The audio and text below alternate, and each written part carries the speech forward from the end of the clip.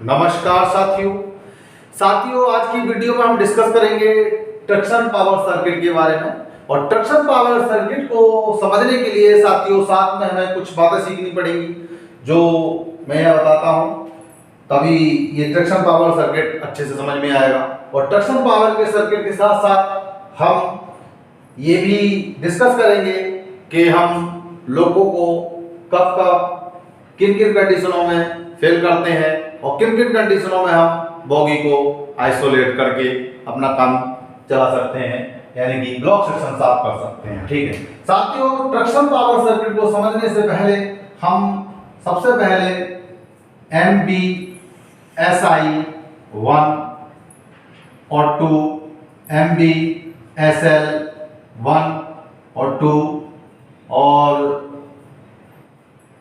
MT 1 and 2 इसकी जिक्र करते हैं साथियों। इससे संबंधित इनकी relay QBSL 1 and QBSI 1 and 2, QBSL 1, 2 and 2, QBMT 1 और 2। ठीक है, और इससे संबंधित हमारा स्विच HBSI 1 2, HBSL 1 2, HBMT 1 2। ठीक है साथियों, इस सर्किट से ये हमारी ऑक्सिलरियां नहीं चलती हैं, लेकिन इनके काम न करने पर हमें बोगी आइसोलेट करनी पड़ती है। तो साथियों हम चलते हैं आगे और जैसे जैसे ट्रैक्शन पावर सर्किट में जो भी आएगा उसको हम बताते चलेंगे। ठीक है साथियों, इसको समझना बहुत जरूरी है। सबसे पहले ये TFP1 TFP2 यानी कि RSI 1 के लिए सप्लाई TFP1 और TFP2 RSI 2 के लिए सप्लाई। ठीक है, तो सबसे पहले हम यहाँ पर इनके बुशिंग से लेते हैं। TFP1 के बुशिंग 6 5 और TFP2 की बुशिंग जो होती है A4 और A3 होती है। अब RSI में ये डायोड लगे होते हैं, ब्रिज रेक्टिफायर टाइप के सर। तो इसमें हम सबसे पहले एक डायोड के लिए एक ट्रिगर फ्यूज लगाया जाता है। तो जब ट्रिगर फ्यूज एक मेल्ट हो जाता है तो संबंधित डायोड भी जो है उसका काम नहीं करता है। ठीक है साथियों, सबसे पहले हम यहाँ पर RSI 1 ब्लॉक के बारे में समझेंगे। इसको बाईपास करने के लिए कोई भी ऐसा हमारे उसमें स्विच या कोई ऐसा समाधान नहीं है जिसको हम RSI 1 को जो है काम से अलग कर सकें। ठीक है, सबसे पहले काम इसका क्या है, AC हमारी सप्लाई के लिए ये DC में चेंज करता है साथियों, यानी कि DC सप्लाई में परिवर्तित करके जो DC होती है वो पल्सेटिंग DC होती है, यानी कि शुद्ध DC नहीं होती। उसके लिए हमारा SL बना हुआ है, SL1 और SL2। ठीक इसी तरह से नीचे भी। और इसके साथ साथ SL2 से शुद्ध DC होकर हमारे लाइन कॉन्डक्टर के माध्यम से जो है ट्रैक्शन मोटरों के लिए 1 2 3 के लिए SL1 से और 4 5 6 के लिए SL2 से जाती है साथियों। और यहां पर RSI 1 और RSI 2 को ठंडा करने के लिए इसके लिए एक मोटर लगाई गई जिससे बिलोड चलती है, MBSI 1 और MBSI 2। और इनके देखरेख के लिए एक एक रिले लगाई गई, QBSI 1 और QBSI 2। और इसी तरह से MBSL 1, MBSL 2 और QBSL 1, QBSL 2 उनके काम की जांच के लिए। लेकिन साथियों यहाँ पर हम ये डिस्कस करेंगे, कभी कभी हम लोग क्या करते हैं कि MBSI काम ना करने पर या MBSL काम ना करने पर उससे संबंधित हमको बोगी आइसोलेट करनी पड़ती है। जिस तरह से ऑक्सिलरी पावर सर्किट में अर्थ फॉल्ट आता है तब हमारा MBSI को चेक करते हैं। अगर MBSI में अर्थ फॉल्ट है तो MBSI को काम से अलग करना पड़ता है। MBSL में फॉल्ट है तो MBSL को काम से अलग करना पड़ता है। MBMT में फॉल्ट है 1 2 में तो उनको काम से अलग करना पड़ता है। लेकिन साथियों यहाँ पर हमें बोगी क्यों आइसोलेट करनी पड़ती है? क्योंकि एमबीएसआई आरएसआई 1 के लिए ठंडा कर रहा है। जब एमबीएसआई काम नहीं करेगा तो उसकी बिलोर काम नहीं करेगी और आरएसआई 1 हमारा ठंडा नहीं हो पाएगा। इसी कारण आरएसआई को बाईपास करने का कोई साधन नहीं, पूरा ब्लॉक हमको आइसोलेट करना पड़ता है और एक ब्लॉक से हमें काम करना पड़ता है। इसी तरह से एमबीएसएल 1 की जब काम नहीं करेगा तो एसएल को ठंडा नहीं करेगा, तो इसी तरह से हम उसको भी बोगी ही आइसोलेट करते हैं। एमबीएमटी 1 और एमबीएमटी 2 भी काम नहीं करेगा तो भी हमें बोगी ही आइसोलेट करनी पड़ती है। एमबीएमटी 1 1 2 3 मोटरों को ठंडा करती है, एमबीएमटी 2 4 5 6 मोटरों को ठंडा करती है। जिससे संबंधित एमबीएमटी 1 काम नहीं करेगी तो हमें बोगी आइसोलेट करनी पड़ेगी, एमबीएमटी 2 तो बोगी 2 आइसोलेट करनी पड़ेगी। साथियों, इसी के साथ हम आगे बढ़ते हैं और इस कंफ्यूजन को दूर करते हैं कि कभी कभी हम लोग क्या करते हैं कि QBSL एक रिले है, इसको हम एसएल की सेफ्टी रिले समझ बैठते हैं, ठीक है?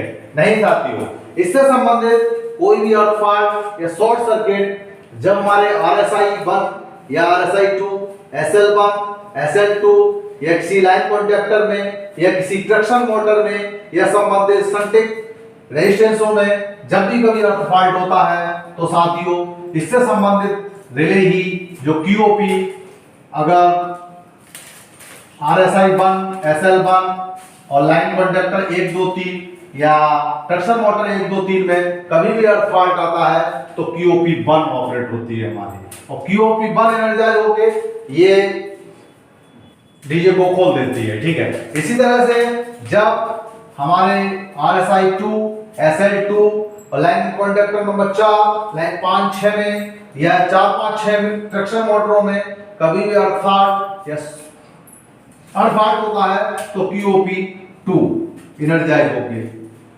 डीजे को खोलती है, ठीक है?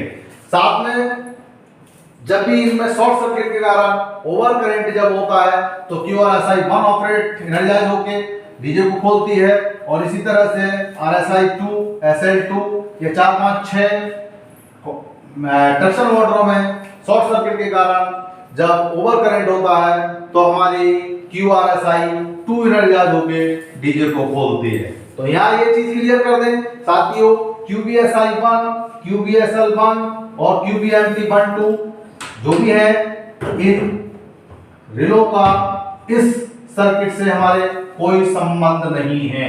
सिर्फ इससे संबंधित जब काम नहीं करते हैं तो इससे संबंधित ठंडे करने वाले ब्लॉक को हम देखते हैं, तो ब्लॉक ठंडा नहीं हो पाएगा तो पूरे बोगी को हमें आइसोलेट करना पड़ता है। यहाँ पर समझना ये बहुत जरूरी है क्योंकि ये सारी हमारी ऑब्जर्वियां हैं। ये ऑब्जर्वियों में आर्क फॉल्ट के लिए ऑक्सिलरी पावर सर्किट की QOA, जब QOA एनर्जाइज होके अपना अपरेंटल लॉक डीजे की ब्रांच से हटाती है तब ये डीजे खोलती है।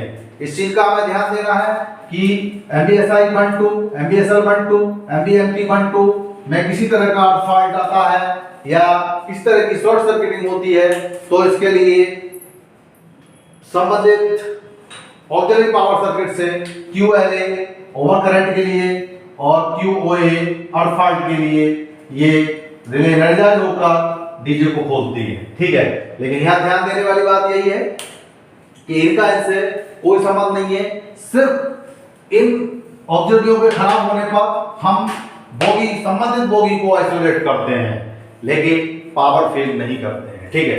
अब जैसे QBSI 1 2 में प्रॉब्लम आएगी तो अगर रिले के कारण कोई ट्रिपिंग हो रही है तो उससे संबंधित स्विच से हम अगर रिले को बाईपास करते हैं तो उसकी काम की जांच हमें करनी पड़ेगी। जैसे QBSI 1 2 MBSI 1 2 की काम की जांच रखती है तो इसे फिर हमें देखना पड़ेगा। अगर हमने रिले बाईपास कर दी है, गाड़ी काम कर रहे हैं तो MBSI को खुद जाकर देखना पड़ेगा, उसकी जांच करनी पड़ेगी। इसी तरह से QBSL से संबंधित कोई भी प्रॉब्लम आ गई है तो QBSL को बाईपास किया है तो MBSL की खुद हमें जाके जो है देखना पड़ेगा कि MBSL संबंधित ब्लोअर चल रही है नहीं चल रही है, उसकी हवा से चेक करना पड़ेगा। इसी तरह से MBMT 1 2 की अगर QBMT 1 2 अगर हमने रिले बाईपास कर रखा है और गाड़ी काम कर रहे हैं तो ब्लोअरों को MBMT 1 यानी BMP1 BMP2 दोनों फेल्योरों को हमें चेक करना पड़ेगा जिससे संबंधित हमने रिले को बाईपास किया है। तो ये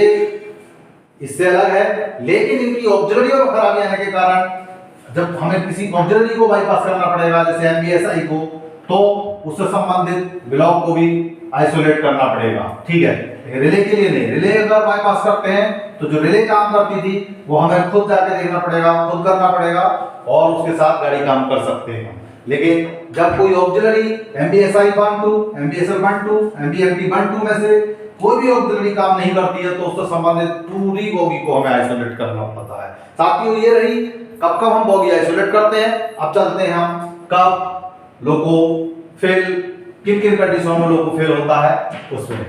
तो हमारी जो सप्लाई है साथियों, वो हमारी सप्लाई हो जाती है, वो इससे जाती है और साथ में यहाँ पर एक इसके पैरेलल में एक और रिले लगी है जिसको हम Q20 कहते हैं। ठीक है, Q20 जो रिले है हमारी ओवर वोल्टेज की रिले है। ये जब भी लोको पायलट के द्वारा 790 वोल्ट पर ये ऑपरेट होती है और 700 वोल्टेज पे ये ड्रॉप मतलब डीएनर्जाइज होती है। और करती क्या है ये Q20 एनर्जाइज होगा जब किसी लोको पायलट के द्वारा 790 वोल्ट जंक्शनों के लिए, मोटरों के लिए दे दिया जाता है, तो ये एनर्जाइज होकर LSOB एक लैंप होता है ओवर वोल्टेज LSOB जलाती है। साथ में ये Q20 जो है हमारी Q51 को भी एनर्जाइज करती है क्योंकि उसके अंडर इंटरलॉक लगा हुआ है Q51 की ब्रांच पे, और जिससे उससे संबंधित जो है Q51 एनर्जाइज होकर ऑटो नॉच रिग्रेशन आता है हमारा। ठीक है, यानी नॉच रिग्रेशन, और नॉच रिग्रेशन जब तक आएगा जब तक ये 700 वोल्टेज नॉर्मल नहीं हो जाएंगे, जहां पर आ जाएगा 700 वोल्ट हो जाएंगे वहीं से ये नॉच रिग्रेशन रुक जाएगा, यानी कि ये डीएनर्जाइज हो जाएगी और Q51 को भी डीएनर्जाइज कर देगी। इस तरह से साथियों, ये आगे हम लाइन कॉन्ट्रैक्ट से होते हुए एम्पियर मीटर हमारे लगे हुए हैं, वोल्टेज मीटर लगे हुए हैं ट्रक्शनों पर। साथियों, 2 और 3 ट्रक्शन मोटर पे हमारे QD1 QD2 लगी है, QD1 लगी है 2 ट्रक्शन मोटर 2 और 3 के बीच, और QD2 जो लगी है 4 और 5 ट्रक्शनों के बीच में। जब इन ट्रक्शन मोटरों के बीच में 160 का डिफरेंस आ जाता है, 160 एम्पियर का डिफरेंस आ जाता है, तो QD1 एनर्जाइज होकर साथ में LSP लैंप जलाती है और QD एनर्जाइज होकर Q48 को एनर्जाइज करती है और Q48 एनर्जाइज होकर हमारे 4 सेकंड के लिए सेंडिंग होती है और साथ में जो है LSP लैंप को जलाती है। इसी तरह से 4 और 5 के बीच में QD2 एनर्जाइज होकर इनमें जब 160 एम्पियर का डिफरेंस आएगा तब ये QD2 एनर्जाइज होकर वही काम करेगी, Q48 को एनर्जाइज कर देगी, साथ में LSP लैंप जलेगा 4 सेकंड के लिए, रेत भी जो है सेंडिंग होगी। तो इस तरह से साथियों ये QD2 हो गई, और साथ में साथियों QOP1 को बाईपास करने के लिए एक स्विच होता है HQP1 HQP2 दोनों में होता है, जिसको हम ऑफ करने पर इसका रास्ता हम एक रेजिस्टेंस से जोड़ देते हैं जो कि ग्राउंडिंग कर देता है उसको। ठीक है, ऑन करने पर ये हमारी QOP1 या QOP2 वर्किंग में आ जाती है साथियों। QOP1 और QOP2 दोनों के स्विच लगे हैं अलग अलग, HQP1 HQP2 दोनों ही स्विच लगे हुए हैं। साथियों, अब हम चलते हैं जब RSI1 में से धुआं अगर आएगा तो हमारी QOP1 या QRSI शॉर्ट सर्किट के कारण ऑपरेट होगी।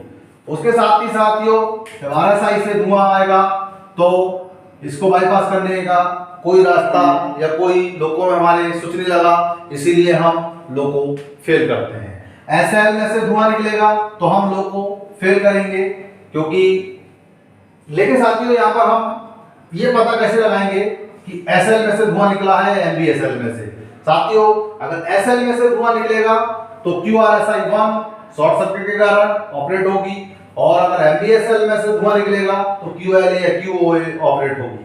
तो इससे हम पता लगा लेते हैं कि संबंधित जो रिले टारगेट गिरा है वो किसका गिरा है, और उसके आधार पे हम कार्यवाही करते हैं। अगर एसएल में से धुआं निकलेगा तो साथियों पावर फेल, यानी कि लोको फेल होगा।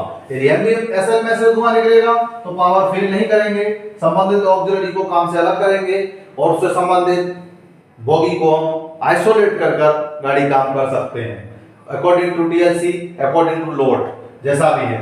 इस तरह से साथियों अगर किसी ट्रैक्शन मोटर में से अर्थफॉल्ट या शॉर्ट सर्किटिंग होती है तो उस ट्रैक्शन मोटर को हम काम से अलग कर देते हैं HMCS स्विच के माध्यम से।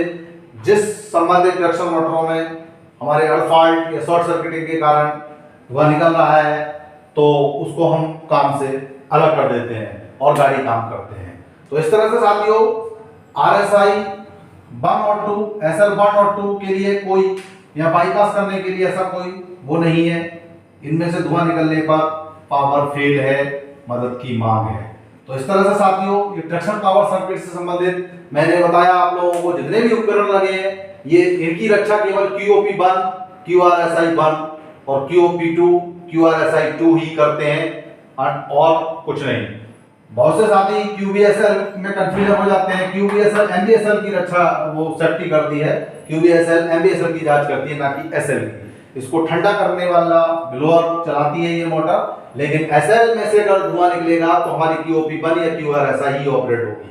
इस तरह से जितने भी ऑपरेट है RSI1 में अगर शॉर्ट सर्किट या अर्थफॉल्ट होगा तो QOP1, QRSI1, SL में से होगा तो भी, लाइन कॉन्टैक्टर में से होगा तो भी, और J1 J2 में से होगा तो भी, और CTM में से होगा तो भी, और ट्रैक्शन मोटर 1, 2, 3 में से होगा तो भी QOP1, QRSI ही ऑपरेट होंगे।